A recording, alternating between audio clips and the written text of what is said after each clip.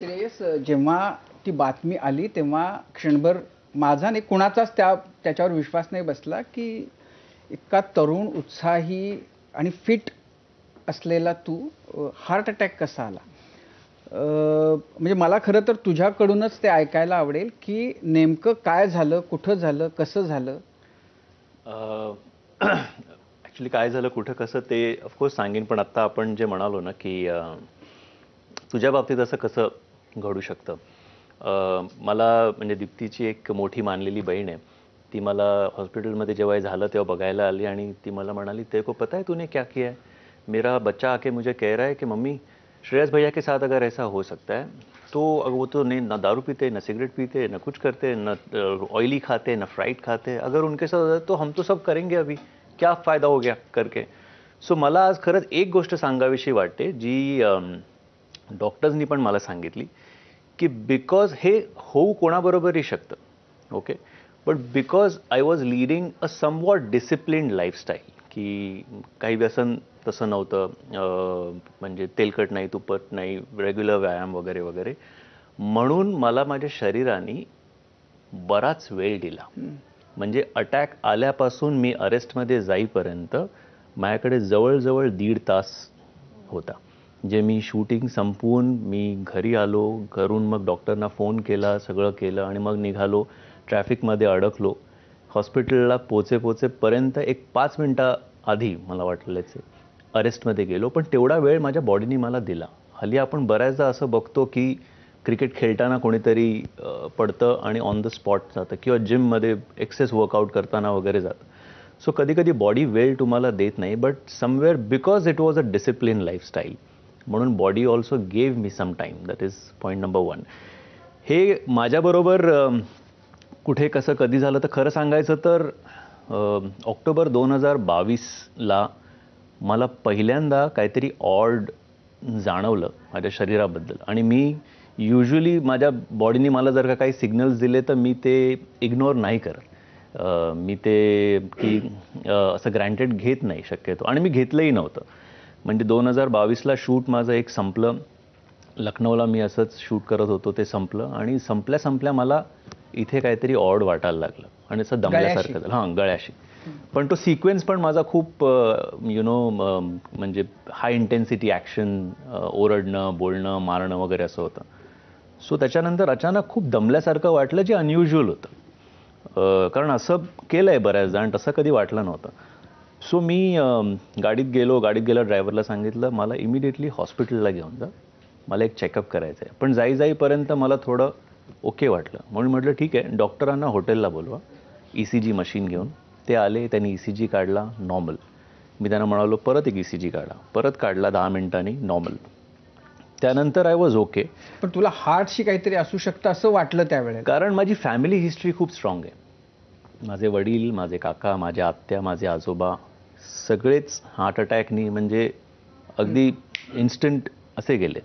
माझ्या वडिलांना पण झालं होतं, पण म्हणजे सुदैवाने ते तेव्हा वाचले आणि मग औषधोपचार करून वगैरे पुढे अजून 20 वर्ष ते जगले.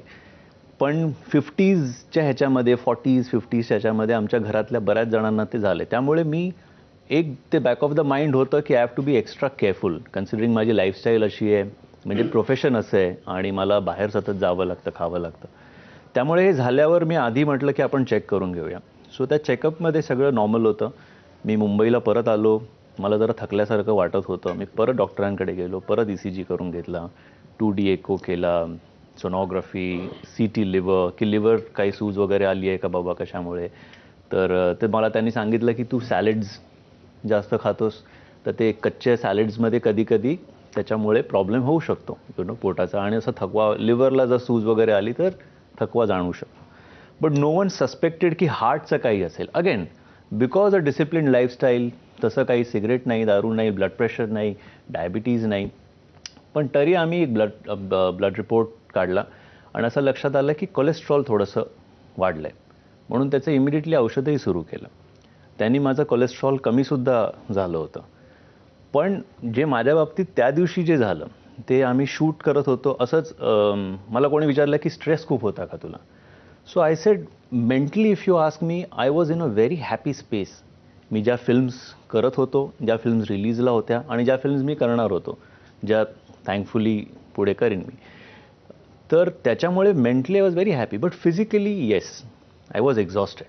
कारण मी बॅक टू बॅक कामं करत होतो आणि त्या मानाने बघायला गेलं तर येस, थोडंसं मी स्वतःकडे दुर्लक्ष करत होतो की मला, कारण कामाची एक्साइटमेंट एवढी होती की म्हटलं होऊन जाईल. पण त्याच्यामुळे physically I was getting a little exhausted.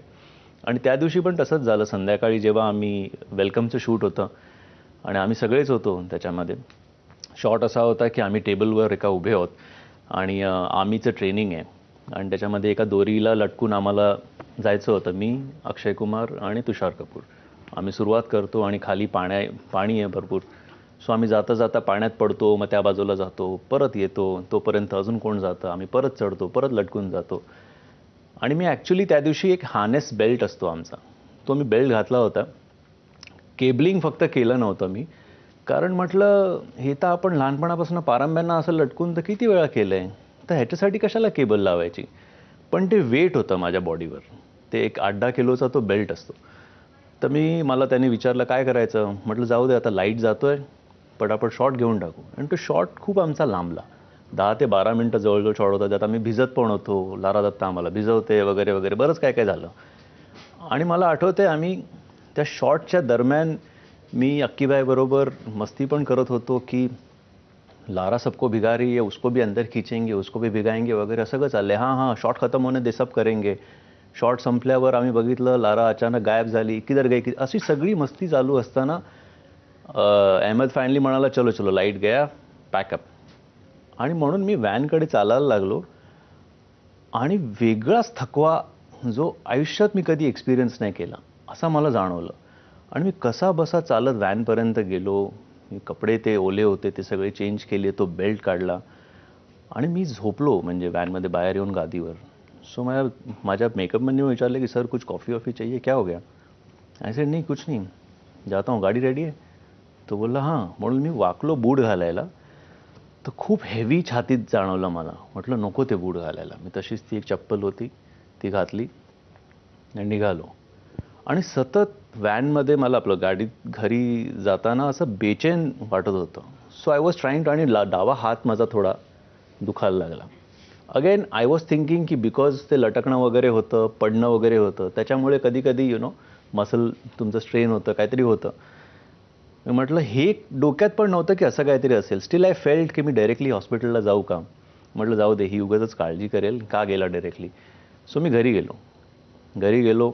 आम्ही ब्लड प्रेशर, मला तिला सांगितलं की मला जरा ना बेचैन होतं आहे, काहीतरी ऑड वाटतं आहे. सो तिने डॉक्टरना फोन केला की त्याला असं असं होतं आहे. ते म्हणाले की तो ब्रेथलेस आहे का, काय होतं आहे. सो मी पण बोललो त्यांच्याशी. तर मी श्वास घेऊन बघितला. म्हटलं नाही मी श्वास घेऊ शकतो आहे, पण I am uncomfortable, there is some discomfort, I don't know what it is. आणि दीप्तीने फायनली त्यांना सांगितलं की I am getting him to the hospital. कारण ब्लड प्रेशर ते बोलले चेक कर, blood pressure was on the higher side, 145, 150 by 120 वगैरे होतं. सो माझ्या त्या मुलीची नॅनी आहे, तिने थोडंसं मसाज पण केलं की दादा हात दुखतोय तर आपण बघूया काय होतंय. त्यांनी 2 मिनटं बरं वाटलं, परत दुखायला लागलं. म्हटलं हे काय बरोबर नाही. आणि आम्ही गाडीत बसलो खाली आणि हॉस्पिटलकडे जायला निघालो. तो पेन माझा थोडा किती वेळ होता, म्हणजे शॉट संपवल्यापासून घरी जाण्यापर्यंतचा वेळ किती होता. तरी एक तासभर, शूटिंग पाऊण एक तास. शूटिंग जोगेश्वरी ईस्टला जे आपलं SRPF ग्राउंड आहे तिकडे होतं. सो संपून कपडे बदलून येईपर्यंत तरी एक पाऊण तास. त्यानंतर घरी आलो आणि घरून मग 15-20 मिनिट्स घरी. आणि मग जाताना ट्रॅफिक, जो अंधेरीला युजली आपला लिंक रोडला असतो तो ट्रॅफिक.